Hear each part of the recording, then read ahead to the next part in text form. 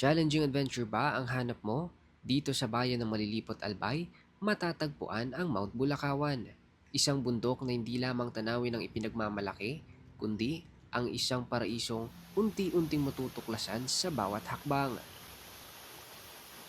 Kilala ang Malilipot bilang isang tahimik, maliit, at masaganang munisipalidad. Nakatago sa bayang ito ang mga natural hot springs, mga resort, at ang kilalang talon, ang Busay Falls.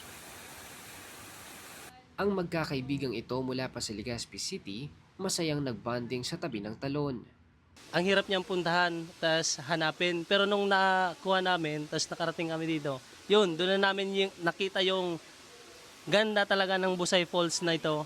Yung tipong parang pagka nandito ka, yung pagod mo sulit, parang mawawala dahil sa kagandahan ng Busay Falls na to. Para naman sa barangay tanod na si Salve, napapanatili naman daw ang kalinisan sa lugar dahil sa pagkakaisa ng mga kawani ng barangay.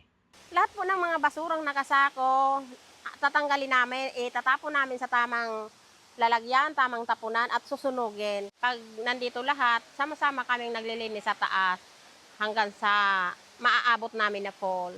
Sa halagang 20 pesos, makakapagtampisaw ka na sa malamig, presko at napakagandang talon.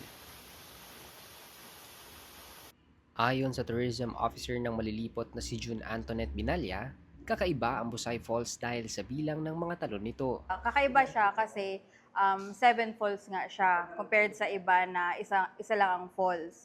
Dahil sa unti-unting pag-usbong ng turismo, nakatanggap na rin ito ng mga pagkilala. Kasama siya sa natural attractions in Albay, ang Busay Falls.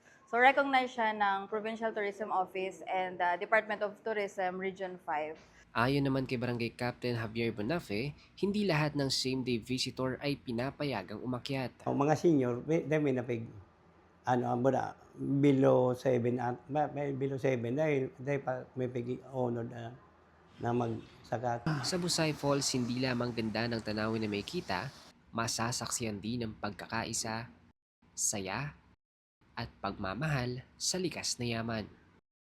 Iron Von, Bicol.ph